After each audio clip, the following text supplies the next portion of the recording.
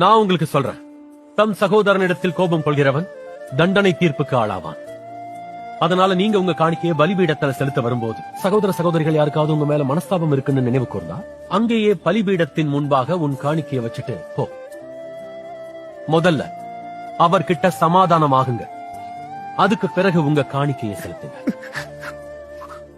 கண்ணுக்கு கண் பல்லுக்கு பல்லுன்னு கூறப்பட்டிருப்பத நீங்க கேள்விப்பட்டிருப்பீங்க. ஆனா நான் உங்களுக்கு சொல்றேன், தீமை செய்கிறவரை எதிர்க்க வேண்டாம். மாறாக உங்களை வலது கண்ணத்துல அறைபவருக்கு உங்க மறு கண்ணத்தையும் நீங்க திருப்பி காட்டுங்க.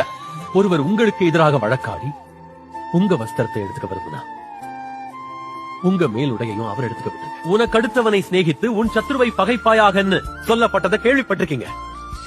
ஆனா நான் உங்களுக்கு சொல்றேன், உங்கள் சத்துருக்களை சிநேகியுங்க, உங்களை துன்பப்படுத்துகிறவர்களுக்காக ஜெபம் பண்ணுங்க. இப்படி செஞ்சா நீங்க உங்க பரலோக தந்தையின் பிள்ளையா இருப்பீங்க. பரலோக தந்தை விரும்புறதும் அதுதான், நீங்க ஜெபம் பண்ண. உங்க சகோதரனோட கண்ணுல இருக்கிற துரும்ப நீங்க கூர்ந்து கவனிக்கிறது ஏன்? ஆனா உங்க கண்ணுல இருக்கிற மரக்கட்டையே கவனிக்காம இருக்கீங்க. நீங்க கேட்கறதுக்கு முன்னாடியே உங்க தேவையை உங்க பிதா அறிந்திருக்கார். Download ShareChat.